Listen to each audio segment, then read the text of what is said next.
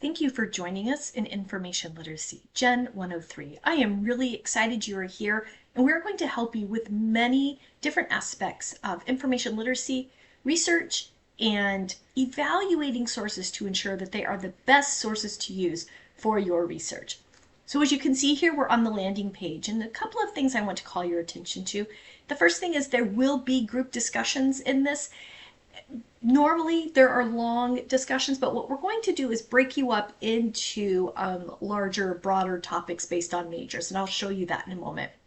Also, there is a required live learning in this course.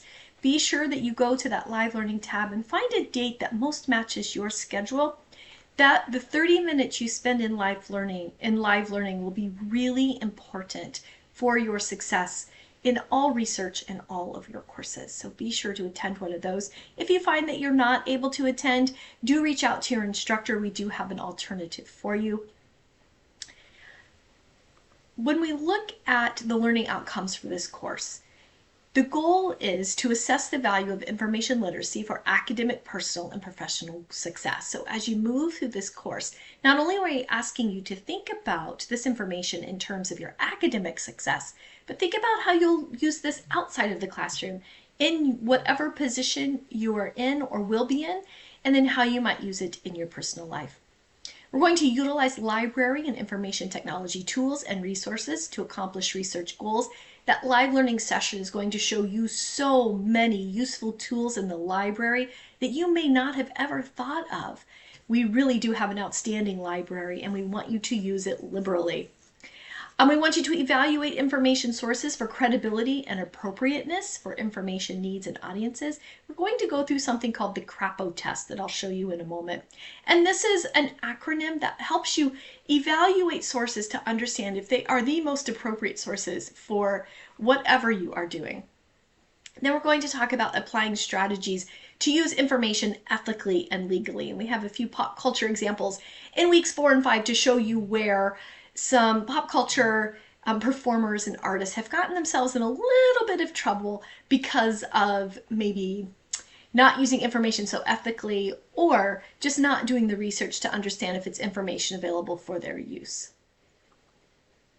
So as we go through this course, we're going to be looking at 3 frameworks. The first one is the CRAPO test, and this is something I mentioned a moment ago, where when you look at a source, you're looking at the currency, relevancy, authority, accuracy, purpose, and objectivity of any source. And this is really important in our age of constant information being thrown at us. We need a way to be able to evaluate if this information has been created with the utmost ethical purposes.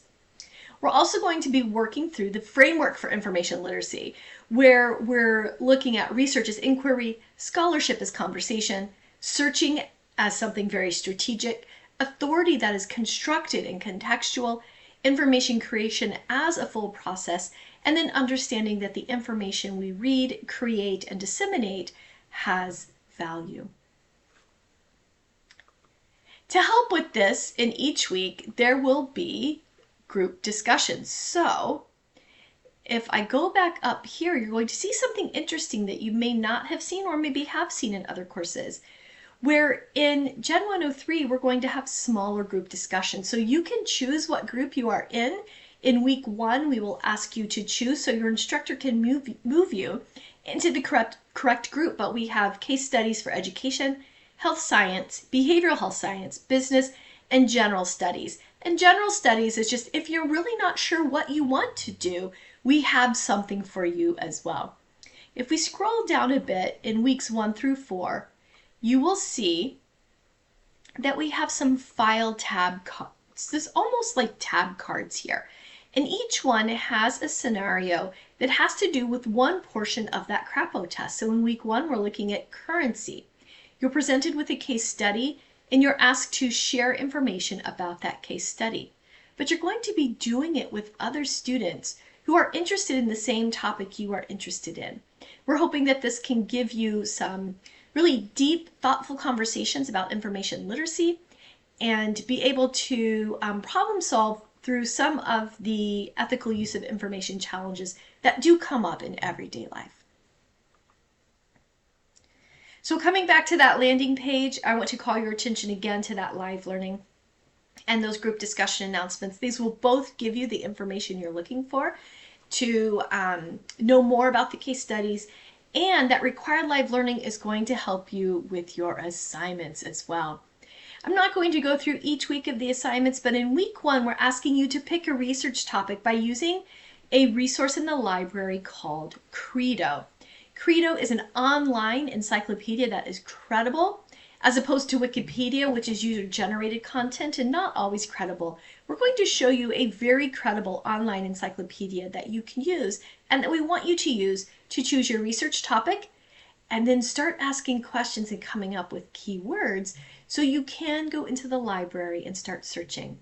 Now, the reason we ask you to do live learning in week 1 is because we're asking you to dive into the library in week 1. And the live learning is all about how to navigate the library and do research in a way that maximizes your time and minimizes your frustration. When we head into the week 5 final paper, we're going to now break down the pieces of information literacy into categories and questions. And we're asking you to reflect on these different categories of information literacy and to help us understand how this is going to show up in your personal, professional, and academic lives. So as you go through this whole course, be thinking about how you can not only use this in your academics, but outside of your course as well. We are so excited to have you in Gen 103 Information Literacy, and we look forward to learning with you. Take care.